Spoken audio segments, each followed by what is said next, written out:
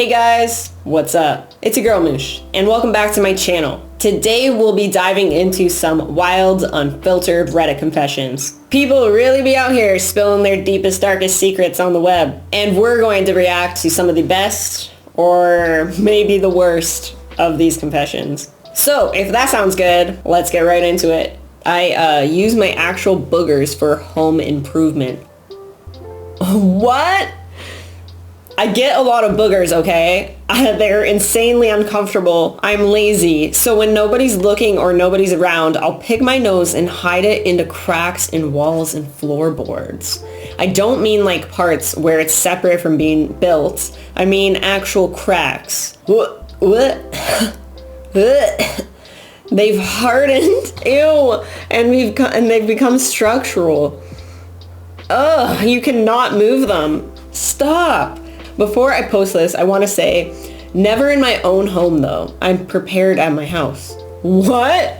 Edit. Dr. Google says I have OCD. He's correct. I never admitted this to my therapist because I thought I was just being lazy and gross, but apparently it's a symptom of OCD. Thank you for coming to my TED Talk. Oh my god, boogers are just, no. If you've seen my other confession videos, I've talked about boogers before and incidents I've had with boogers, not mine, other people's.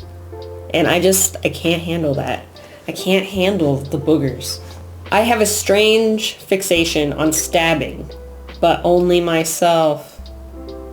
That's kind of scary. I think you should see a therapist. I'm a 15-year-old girl, and for some reason I've always had strange fascination of blood. I do love the color of it, the concept of drinking and carrying the blood of someone you love, and I've always enjoyed having blood tests ran on me, where the nurse draws the blood out of me. For some reason, I have also thought of the concept of exchanging blood vials with the one I love, my one and only that I hopefully one day have. I have always wondered what it meant. And I even remember acting like it was blood when I got a pomegranate juice on my fingers. So basically, ever since I knew myself, I've always loved blood. And in such an environment like mine, a classroom that calls me insane and schizophrenic and murderous, it feels like hell. I've never believed that I'm prone to violence. I'm such a gentle person, or at least I try to be. I never hurt anyone. So why does it feel like that? Why do I feel the urge to cut my palm every time a glass object breaks? Just cut and watch the blood spill. And why do sometimes I do it? I think you should talk to a professional about that one. It'd probably be the healthiest option. I used to spit my tonsil stones at people's backs during exams. When I was in secondary school, I used to spit my tonsil stones behind people's backs during exams. We were seated in rows, and I don't even know why I did it, but I did it, and I found it funny. I also used to spit the food that was left over in my brackets, I guess this is braces, at people when I used to wear braces. Oh yeah, his braces. I know this is a confession, but you seem like a genuinely disgusting person. Maybe reflect on that. Yeah, that's not right.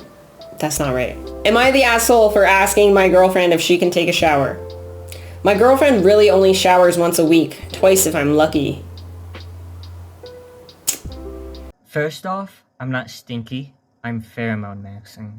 Typically we go to the gym together, and I've often asked her why she doesn't shower, and she always comes with things like, oh, women don't really sweat much, and I sweat very little even for women's standards. Ew!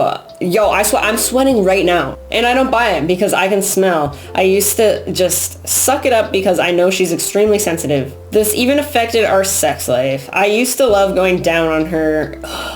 But after not showering, after workouts, long days at work, I've lost interest. Oh, I'm gonna throw up. Fast forward a bit, she now starts using the sauna at the gym, maybe on average 2 times a week. She still refuses to shower. I said, there's just no way you don't sweat in the sauna, just like me sitting 5 minutes in there gets me soaked.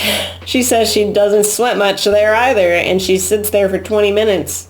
Bro. Things are now worse. I smell her very badly, almost to the point where I try not to breathe in too close to her because it's not good. I've tried so long to give hints, to get her to shower more, like, hey, do you want to take a shower together? But she can't take the hint and says, why would we do that? There's only room for one under the water anyway. One evening, she wanted to lie down on the floor and stare at a world map she has. She invited me to lie down next to her and just talk about where we want to go, etc. I lasted about 1 minute before I had to make up some dumb excuse as to why I had to get up. She then got upset and said something along the lines of, "Why are you leaving? You never do stuff with me. The truth is I just can't be close for her too long." Maybe you should like break up with her, because I don't know, that's my advice. I would not be okay with someone smelling. No, that makes me gag and then I'll throw up. No thanks. I'm a degenerate pastor who's had multiple affairs with women in my congregation. One of the women has threatened to tell my wife, and I'm stepping down because of it. I'm a degenerate and I need help, and I'm remorseful for the women and for my marriage. Figured I'd tell someone before my life goes to hell, literally and figuratively. Update. More women I've had affairs with are trying to get me kicked out from the church altogether and have told my wife. She has said she doesn't want to talk to me right now, and she wants me out of the house. I can't look at the Atlantic Ocean map without getting hard. Oh yeah. So do y'all remember the meme about the Atlantic Ocean looks like a woman with forms? No. Well, now I can't look at it without getting hard.